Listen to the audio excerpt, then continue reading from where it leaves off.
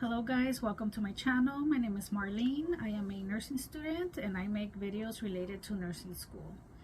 And if you're like me, math is not your favorite subject, then you might benefit from this video.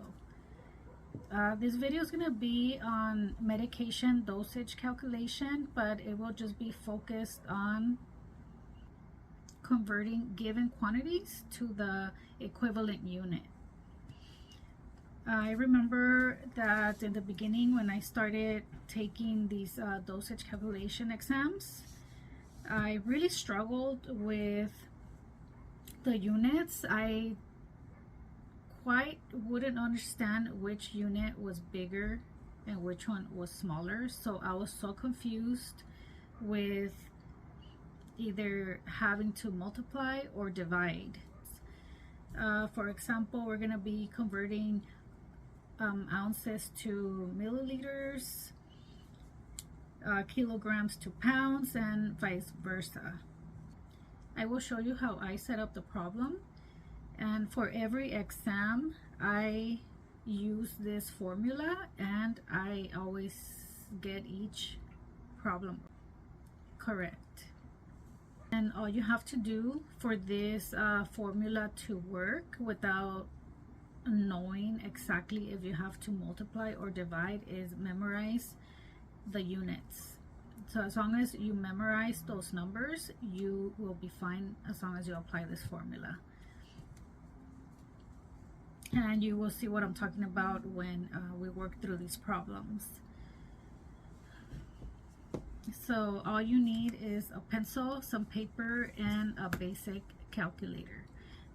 Sometimes some of the multiplication or division is pretty simple, but I still use my calculator because there really isn't any room for mistakes. And these are some of the easy problems to work with, but it does get a little confusing with division or multiplication. But like I said, if you apply this formula for each and every problem, you will get it right. You do have to work a little fast during your exam if you're going to use this formula, because it does take time and these exams are usually timed.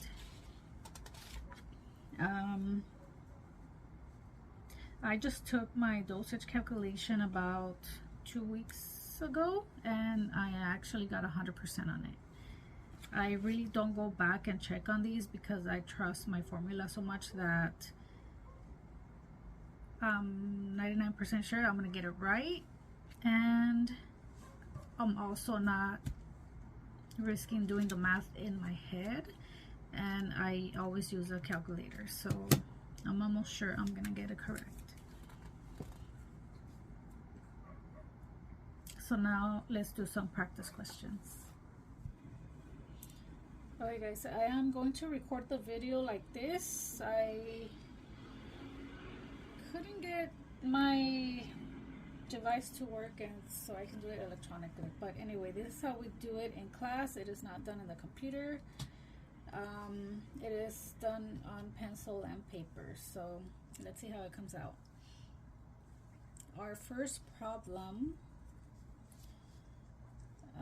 alright, kind of big, will be 200 ml equals to how many liters? So this is the way I set up my problem. This is my thought process when I'm working with these problems. I'm looking for liters, so I write in X amount of liters equal to, and this is where I write the formula. So since we are looking for liters, liters will go on the top portion of the fraction, and then the given goes in the bottom. So now here we know that 1 liter equals to 1000 mLs, and then we would write a multiplication sign here, and then the next fraction will be the given unit, which is 200 mLs. It's always on the top portion of the second fraction, and this is always going to be over 1. Then equal to mLs here cancel out, and then we are left with 1 times 200 is equals to 200 liters over 1000 times 1 equals to 1000, and then here we have to divide 200 divided by 1000 equals to 0.2 liters. And usually for this type of problem, we always round to the nearest tenth, but follow the instructions on your exam. Usually they give those instructions. So now let's do a second problem. Let's do a kilogram and pounds, since those are very common in these type of exams. I usually have a couple of these. So let's see, 50 kilograms equal to how many pounds? We are looking for pounds, so X amount of pounds equal to our formula. We're looking for pounds, so it goes on top, and then kilograms on the bottom. We know that 1 kilogram equals to 2.2 pounds. And to get this, there is no other way around it but to memorize the conversions. You need the basic conversion to be able to move on. So now this multiply by our given number here, which is 50 kilograms, and then over 1 equal to kilograms here cancel out. We are left with pounds only. So if we multiply across, this is going to be 2.2 times 50 equals 110 pounds over 1 times 1 equals 1. So this equals to 110 pounds. You see how you don't have to worry about if you have to multiply or divide. If you work out the problem like this, you don't even have to think about it. Just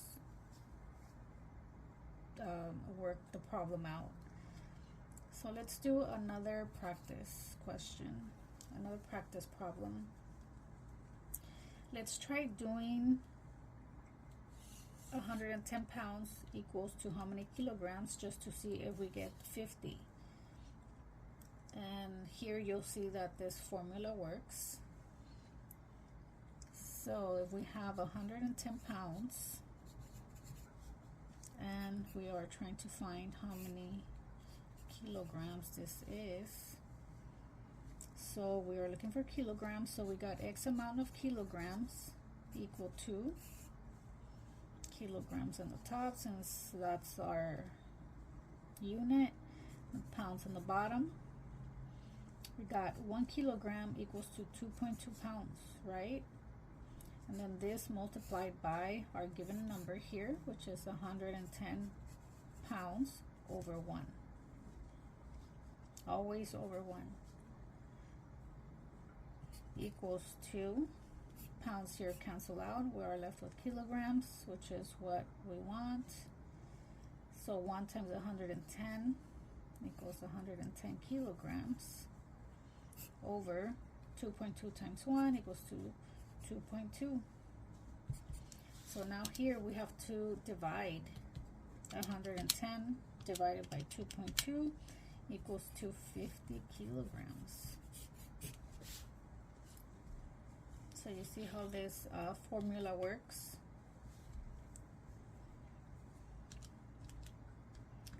So let's do one more just for fun. Let's do 8 tablespoons equals to how many mLs? So we're looking for mLs, so we got X amount of mLs equals to, what's our formula here? mLs on the top, tablespoons on the bottom, and we know that 1 tablespoon equals to 5 mLs. This times our given number here, tablespoons over 1 equals 2. Tablespoons cancel out, and we got 5 times 8.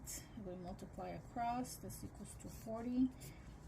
1 times 1 equals 1. So we got here 40 mLs.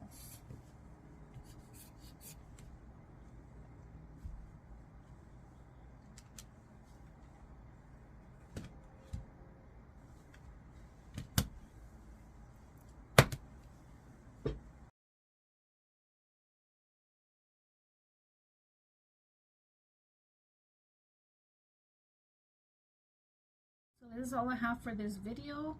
I hope it helps if you're still confused whether to multiply or divide with these type of problems. So it was just focused on conversions, but if you guys are interested in knowing how I set up my other type of problem, drops per minute or mLs per hour, which is the flow rate. And then there's also other types of problems which are really common on these type of tests. So if you guys want to know how I set up those problems, just let me know in the comments and I'll be happy to make another video on that. And just like I mentioned in the beginning, here is the proof that I got 100% on my last dosage calculation exam. Thank you for watching. I'll see you on the next video.